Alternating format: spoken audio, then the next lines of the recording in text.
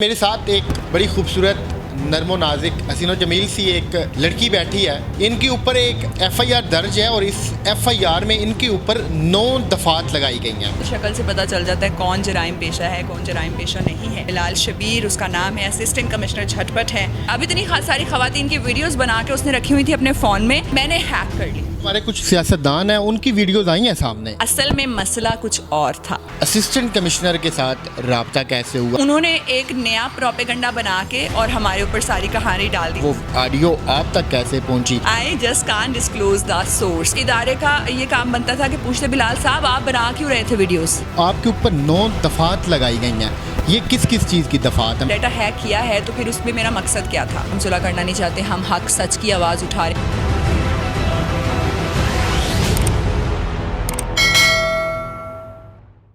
अस्सलाम वालेकुम, आप देख रहे हैं ओसाफ डिजिटल। मैं हूं ज़ुबैर अवान। नाज़रीन, मेरे साथ एक बड़ी खूबसूरत नर्मो नाजिक हसीनो जमील सी एक लड़की बैठी है जो कि दिखने में ऐसी हैं, मगर इनके ऊपर एक FIR दर्ज है और इस FIR में इनके ऊपर 9 दफात लगाई गई हैं। कोई आज से 3-4 महीने पहला एक वीडियो वायरल हुई थी जिसमें इन्हीं का जिक्र किया गया था कि इन्होंने कुछ सरकारी अफसरान की नाजेबा वीडियोज़ ना सिर्फ बनाई हैं बल्कि उनको लीक भी किया है। ये ब्लैकमेलर हैं, ये पता नहीं क्या क्या हैं।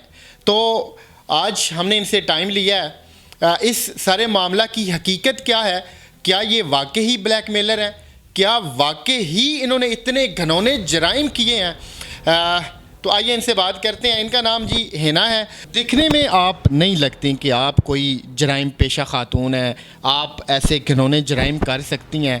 इस मामला में कितनी हकीकत है कि आपने अफसरान की नाजेबा वीडियोस बनाई हैं या फिर उनको वायरल किया या फिर आपने ब्लैकमेल किसी को किया या फिर आपने किसी के मोबाइल का डाटा हैक किया? अच्छा, फेस सेज इट ऑल। शक्ल से पता चल जाता है कौन जराइम पेशा है, कौन जराइम पेशा नहीं है। अच्छा, सबसे पहले मैं एक बात यहाँ पे क्लियर करूँ। अकॉर्डिंग टू FIR हम बात करेंगे, जो FIR मेरे पे कटी। आला अफसरान नहीं थे, सिर्फ एक आला किरदार का अफसर था, बिलाल शबीर उसका नाम है, असिस्टेंट कमिश्नर झटपट है। वो थे आला अफसर जिन्होंने आला कारकर्दगी का मुजाहरा करते हुए ख़वातीन की नाजेबा वीडियोज़ बनाई। अच्छा, अब बनाने वाले वो हैं, फिल्माने वाले वो हैं। अब आई हैव नो आइडिया कि बनाने का मकसद क्या था। ये क्योंकि अगर एक खातून की वीडियो या पिक्चर होती तो हम सोच सकते हैं कि किसी के साथ कोई पर्सनल या प्रोफेशनल रिलेशनशिप था, वीडियोस मौजूद थी।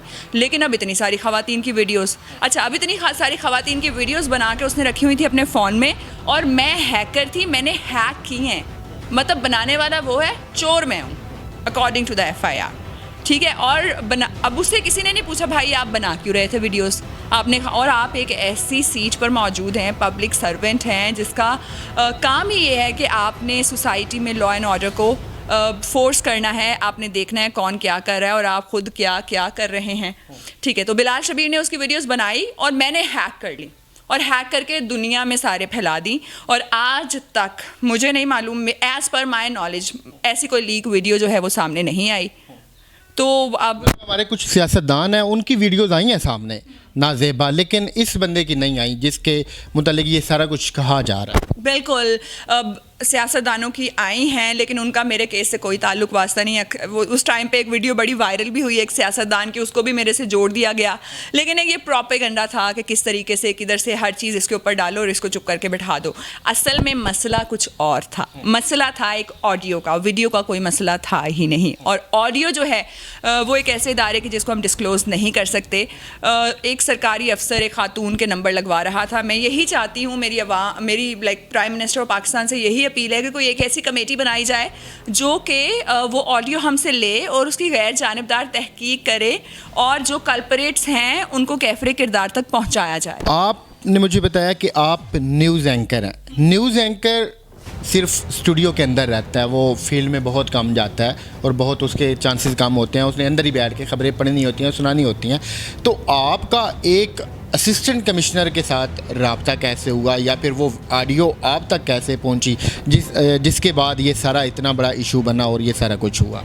ऑडियो हमारा एक सोर्स है जो कि हम कोर्ट में, क्योंकि ऑब्वियसली हमारा कोर्ट में केस चल रहा है और उस सोर्स को हम डिक्लेयर अभी ऑन कैमरा नहीं कर सकते क्योंकि उसकी सिक्योरिटी का भी इशू है। उसको हम इंशाल्लाह जब कोर्ट में पेश करेंगे तो मंजर आम पर भी लाएंगे।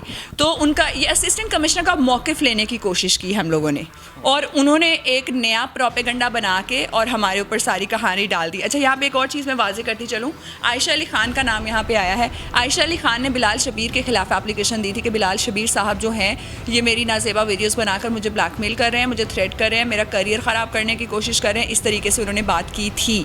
अब जुलाई में उन्होंने एप्लीकेशन दी। अगर जुलाई में एप्लीकेशन दी है तो जुलाई से पहले बिलाल का अकाउंट हैक होना चाहिए था। जुलाई में उन्होंने एप्लीकेशन दी, अगस्त में बिलाल शबीर ने कहा ओहो मेरा तो अकाउंट ही हैक हो चुका है, ठीक है। और अब देखें, अब दोनों तरीके जान दो जगह फंसी हुई थी कि ऑडियो से भी जान छुड़ानी है और इस लड़की से भी जान छुड़ानी है कि चलो ठीक है। एक मिनट इधर मैं थोड़ा सा मामला क्लियर करना चाहूँगा। आयशा नामी कोई खातून है जिन्होंने उस असिस्टेंट कमिश्नर के ख़िलाफ़ एक एप्लीकेशन दी कि इसने मेरी नाज़ेबा वीडियोस बनाई हुई हैं और ये मुझे ब्लैकमेल करने की कोशिश कर रहा है, ठीक है। अब इनके पास उसी असिस्टेंट कमिश्नर की ऑडियो पहुंचती है। ये जो ऑडियो आप तक पहुंची ये डायरेक्ट आपके सोर्स ने आपको दी या फिर आपके चैनल के तवज्जुह से आपके पास आई और आपको कहा गया कि आप इनको लाइन पे लें, इनका मौक़िफ़ जानें? अच्छा, मैं यहाँ पे एक बात, क्योंकि अगर मैं इतना क्लियर कर दूंगी ना तो सोर्स का बस नाम लेना ही बाकी रह जाएगा। I just can't disclose the source, क्योंकि हमें कोर्ट में ऑब्वियसली केस लड़ना है। ये सारी चीज़ का मकसद सिर्फ एक है। हम मीडिया पे इसलिए आए हैं कि हम सिर्फ ये चाहते हैं कि एक गैर जानिबदार कमेटी बनाई जाए और वो कमेटी हमसे वो ऑडियो आके ले। That's the only thing I want. और इसकी केस की री इन्वेस्टिगेशन करवाएं तो वो हम मेरिट पे केस तो हम जीत जाएंगे इंशाल्लाह। क्योंकि आयशा अली ख़ान ने जुलाई में एप्लीकेशन दी, बिलाल शबीर का अगस्त में, उसे अगले महीने अकाउंट हैक हुआ और अक्टूबर में मेरे ऊपर सारा कुछ डाल दिया गया। अब आप देखिए ना फ़्लो किस तरीके से एक पूरी गेम प्लान की गई है कि किस तरह से इस लड़की को बीच में फंसाना है। सबसे पहले तो इदारे का ये काम बनता था कि पूछते बिलाल साहब आप बना क्यों रहे थे वीडियोज़, क्यों बनाई जा रही थी, इसका मकसद क्या था। तो ये एक बहुत ही खिचड़ी मचा दी। मतलब ये ऑब्वियसली जब हम किसी वकील के पास भी जाते थे वो कहता था ये हो क्या रहा है, मतलब एफआईआर कैसे काटी गई है। और एफआईआर में एक ये अपने नोयत की एक अनोखी एफआईआर है। अब कैसे अच्छा, मेरी जो एफआईआर है इसमें जो नामजद मुलजिम है उसमें उसका नंबर भी मौजूद है, क्योंकि एफआईआर की जब एफआईआर होती है तो उसमें नंबर्स दिए जाते हैं नाम की जगह, उसका नंबर, और वही मेरे केस का मुद्दई भी है। ये बिलाल शबीर ऊपर लिखा हुआ है नाम, और ये देखें आप इसका नंबर, ये नंबर जो है ये बिलाल शबीर का है। अब ये बिलाल शबीर नामजद मुलजिम भी है और मुद्दई भी है इस केस का। ऐसी एफआईआर आपने पहले देखी? वैसे ये आज पहली मरतबा सुनी है। साथ में ये जो आपके ऊपर 9 दफ़ात लगाई गई हैं, ये किस किस चीज़ की दफ़ात है? मतलब आपने क्या क्या किया है जिसके बदले में ये सारी दफ़ात लगी हैं आपको? अच्छा, ये दफ़ात है, एक तो पीका लगा दिया गया 2016। पीका 2016 होता है गलत इन्फॉर्मेशन देने के लिए, कोई न्यूज़ चलाने के लिए जिसका कोई सबूत मौजूद नहीं है। ये बस एक अंडर प्रेशर करने के लिए 9 दफ़ात। आप सोचेंगे क्या कर दिया था कि 9, चले ठीक है, आपने ये कहा कि हैक कर लिया अकाउंट, हैकिंग की दफ़ात लग सकती, पीका नहीं लग सकता उसमें, ठीक है। एक प्रोपेगेंडा किया गया कि इसके ऊपर इतनी दफ़ात डालो कि इसको प्रेशराइज कर लो, लड़की है इसको मार्केट में गंदा करो, सारी दुनिया को कहो कि ये तो है ही ख़राब, ये तो ये है, इसने ब्लैकमेल कर दिया, इसने वीडियोस बनाई, इसने ये किया। अगर पहले तो आप देखें कि एफआईआर के ऑफिस में मैं थी, एक वो पिक्चर लेते हैं रिकॉर्ड के लिए जिसमें ये सारी दफ़ात लिखे पेपर पकड़ा के आपको लेता है, और वो पेपर इसलिए बनाया जाता है कि इन केस अगर आप इश्तिहारी हो जाते हैं, आपके पास कोई पिक्चर मौजूद नहीं है उस खातून की या मर्द की, तो आप वो पिक्चर जो है टीवी पे और वही पिक्चर जो है अखबार में देते हैं ताकि वो बंदी या बंदा पकड़ा जा सके, ठीक है। इन दैट केस अगर कोई और पिक्चर मौजूद नहीं, सरकारी ऑफिस के अंदर ली गई वो रिकॉर्ड की पिक्चर जो कि गवर्नमेंट ऑफ पाकिस्तान की प्रॉपर्टी है, इन्होंने विदिन 1 आवर मुझे पकड़ने के बाद वो पिक्चर जो मैं ऐसे कार्ड पकड़ के खड़ी हूँ सारे टीवी चैनल्स पे चल रही है। वो क्यों चल रही है? एफआईआर को किसी ने क्यों नहीं पूछा कि भाई आप लोगों की प्राइवेसी क्यों लीक कर रहे हैं? मेरी प्राइवेसी भी तो लीक हुई, मतलब अब मैं क्यों, अब ये जलील करने का तरीका था ना, एक प्रोपेगेंडा था कि इसको जलील कैसे करें, सिर्फ दूसरी पिक्चर आएगी तो शायद ये झूठा लगे केस, इसको दो ये वाला कार्ड कि ये देखें, मतलब अल्लाह माफ़ करे मैं कोई दहशत गर्द थी कि आप ये कार्ड पकड़ पकड़ के सारी जगह पिक्चर्स चलवा रहे हैं। इनकी उस वक्त काफ़ी सारी ये जो अभी जिक्र कर रही हैं पिक्स हम लोगों ने भी देखी थी और वो वैसे ही चलवाई गई थी। अभी आपने इनके ख़िलाफ़ ज़ाहिर बात है आपके पास एक ऑडियो प्रूफ भी है, आपके पास और भी ज़ाहिर बात है प्रूफ वगैरह होंगे, आपके अपने सोर्सेज भी हैं।